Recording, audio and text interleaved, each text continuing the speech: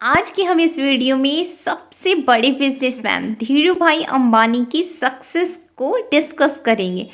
Indian corporate world में सबसे ज़्यादा सक्सेसफुल बिजनेसमैन माने जाने वाले धीरू भाई अंबानी कभी मेले में भजिया बेचते थे, पर आज धीरू भाई अंबानी ने जितनी बड़ी सफलता अर्जित की वह किसी सामान्य व्यक्ति के लिए आसान नहीं है। रिलायंस इंडस्ट्री के फाउंडर धीरू भाई अंबानी ने मात्र 1,000 रुपये से रिलायंस इंडस्ट्री की शुरुआत की थी। 6 जुलाई 2002 को जब उनकी डेथ हुई तब तक रिलायंस 65,000 करोड़ की कंपनी बन चुकी थी।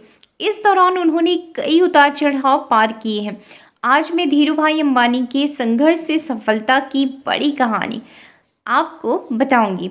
आइए जानते हैं धीरू भाई अंबानी की सच्ची और प्रेरणा देने वाली सफलता की कहानी के बारे में, जो हमें जानना बेहद जरूरी है।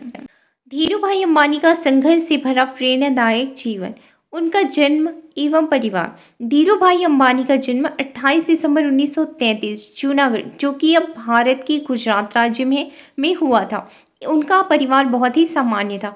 हीराचंद गोवर्धन दास अंबानी और जमुनाबेन अंबानी के 3 पुत्र व 2 बेटियां थे, जिसमें धीरू भाई अंबानी उनके दूसरे पुत्र थे। उनके पिता हीराचंद गोवर्धन दास अंबानी एक स्कूल में शिक्षक थे। उनकी पारिवारिक स्थिति कैसी थी? परिवार आर्थिक तंगी से गुजर रहा था, इसलिए धीरू भाई अंबानी ने केवल हाई स्कूल तक की पढ़ाई पूरी की और इसके बाद उन्होंने छोटे मोटे काम करना शुरू कर दिया।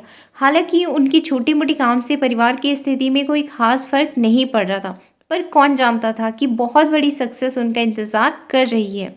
बचपन से ही उनकी व्यापारी बुद्धि बहुत तेज थी। उन्होंने एक होलसेलर से मूंगफली तेल के टीन वाले डिब्बे को खरीदा और सड़क के किनारे रीसेल कर दिया। उन्होंने इस लेन देन से लाभ के रूप में कुछ रुपए अर्जित किए। जब स्कूल की गर्मियों की छुट्टी होती थी तब भी वे कुछ काम करते रहते थे। कई बार वो मेले में भजिया भी बेचा करते थे।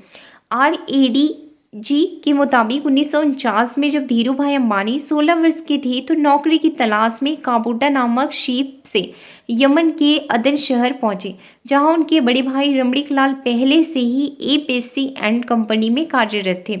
बड़े भाई रमणीक लाल ने उन्हें भी कंपनी के साथ 300 रुपये प्रति माह के वेतन पर पेट्रोल पंप पर लगवा दिया।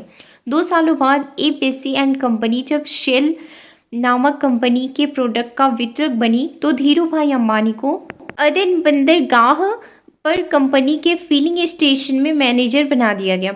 उन्हें कुछ बड़ा करना था और यही सपना लेकर वो वापस भारत आ गए। लगभग 1 साल बाद वो अपने सपनों को पूरा करने के लिए जेब में केवल 500 रुपये और बहुत बड़ा हौसला लेकर मुंबई आ गए।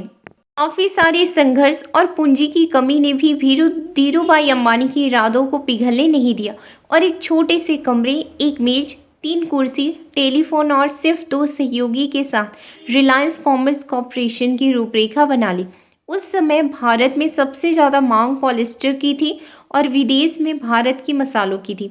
उनकी कंपनी भारत से मसाला भेजती थी और वहाँ से पॉलिस्टर के धागे मंगवाती थी। नई सोच और विश्वास के साथ वो इस काम को आगे बढ़ाते रहे। 1966 में कपड़े बनाने के कारोबार में कदम रखा और अहमदाबाद नेरोरा में कपड़ा मिल की शुरुआत की। उन्होंने विमल ब्रांड की शुरुआत की, जो कि उनके बड़े भाई रमणीक लाल अंबानी के बेटे विमल अंबानी के नाम पर रखा गया था। 1992 में ग्लोबल मार्केट से फंड जुटाने वाली रिलायंस देश की पहली कंपनी बनी। 2000 के आसपास रिलायंस पेट्रोकेमिकल और टेलीकॉम के सेक्टर में आई और धीरू भाई अंबानी देश के सबसे रईस व्यक्ति बनकर उभरे। और 6 जुलाई 2002 को धीरू भाई अंबानी अपनी यादें छोड़कर चले गए। हालांकि वो आज हमारे बीच नहीं है, पर आज भी लोग कहते हैं कि यदि बिजनेस करना है तो धीरू भाई अंबानी से सीखो।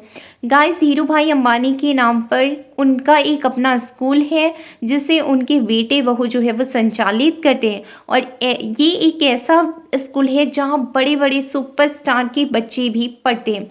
इसकी फ़ीस काफ़ी ज़्यादा है पर फैसिलिटीज़ भी उतनी ही ज़्यादा है। धीरू भाई अंबानी के नाम को जिंदा रखता है उनका अपना स्कूल, इंटरनेशनल धीरू भाई अंबानी स्कूल।